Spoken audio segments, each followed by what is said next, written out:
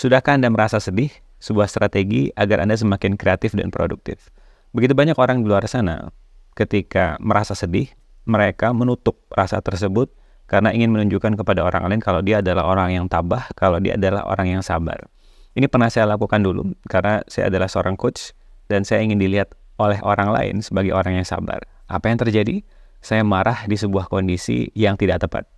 Nah, bagaimana jika fungsi kita berada di kehidupan ini bukan untuk menghalangi energi-energi yang muncul, melainkan mengizinkan energi itu hadir, namun dengan kesadaran. Karena energi tidak dapat diciptakan dan tidak dapat dihancurkan, hanya dapat berubah bentuk. Nah, kebanyakan orang di luar sana, ketika muncul rasa sedih, rasa marah, yang terjadi adalah ada rasa malu untuk mengekspresikan rasa tersebut. Nah, seperti yang kita sudah pahami bersama, Buddha pernah mengatakan apa yang akan kita tolak akan mendorong kita semakin besar. Saran saya, ketika Anda mengalami sebuah kondisi yang membuat Anda stres, tolong alirkan energi tersebut dalam bentuk yang berbeda. Seperti yang biasanya saya lakukan, yang saya tawarkan juga kepada klien saya adalah ketika dia merasa marah, izinkan dia marah, namun diberi waktu.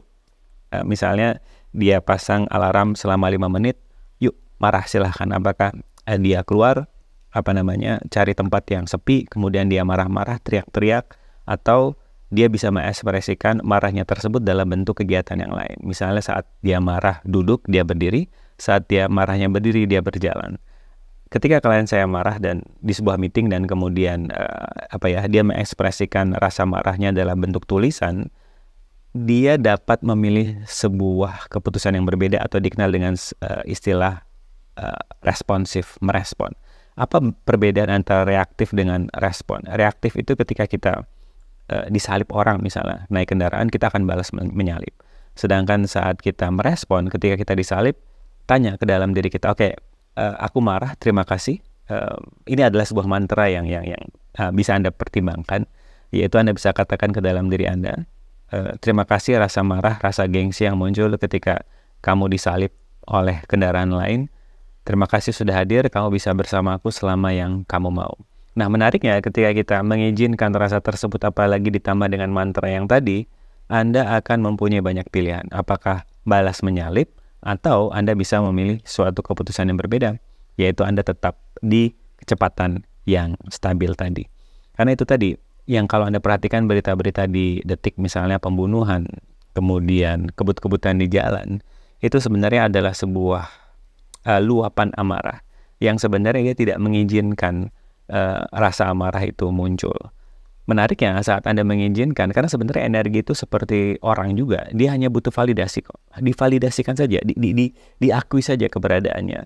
Nah, menariknya saat Anda mengakui keberadaan emosi tadi, cengkraman emosi terhadap Anda akan semakin berkurang, sehingga Anda mempunyai banyak pilihan untuk mengambil sebuah keputusan.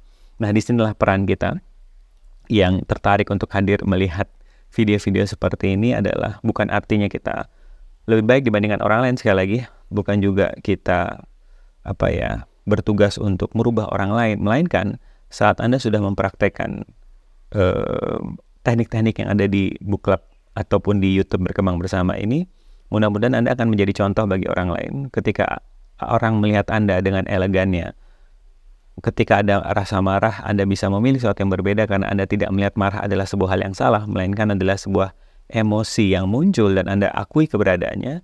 Anda akan menginspirasi banyak orang juga untuk terbebaskan dari cengkraman emosi.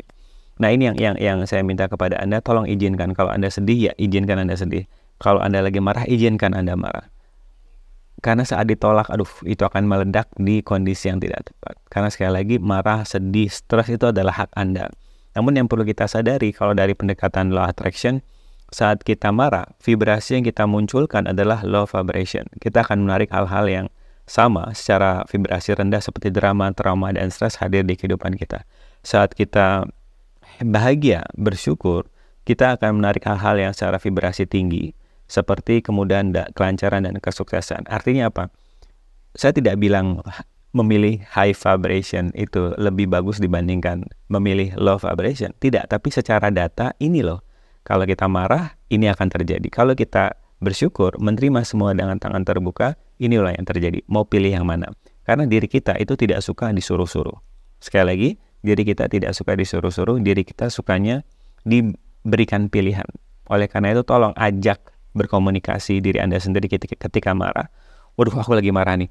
Terima kasih marah karena kamu sudah datang. Kamu bisa bersamaku selama yang kamu mau. Dan ini loh pilihannya. Kalau kita marah, ini yang bakal terjadi. Kalau kita menerima semua dengan tangan terbuka, bersyukur, dan kemudian tanya apa kontribusi ada orang yang memanfaatkan. Misalnya Anda marah karena ada orang yang memanfaatkan diri Anda. Misalnya Anda tanya, kontribusinya apa sih? Oh, ternyata kalau ada orang yang memanfaatkan diri Anda, itu adalah sebuah bukti kalau Anda punya potensi. Karena orang tidak akan memanfaatkan orang lain yang tidak punya potensi, kan ya. Pertanyaannya adalah, oke, sudah sejauh mana aku sendiri yang memanfaatkan diriku? Misalnya kontribusinya seperti itu. Jadi fungsi saya adalah sekedar mengingatkan kepada Anda, ketika Anda mengalami sebuah emosi, Anda banyak pilihan mau merespon seperti apa. Karena kalau kita bereaksi biasanya akan mengundang begitu banyak masalah. Itu dulu. Terima kasih atas kesadaran-kesadaran yang bermunculan hari ini. Terima kasih karena Anda sudah tertarik untuk selalu menjadi diri Anda sendiri. Dan sadari bagaimana jika peran kita di kehidupan ini bukan untuk bermanfaat bagi orang lain, namun untuk terus mengekspresikan potensi unik yang Anda miliki. Sampai ketemu di kesadaran berikutnya. Keep having fun. Bye-bye.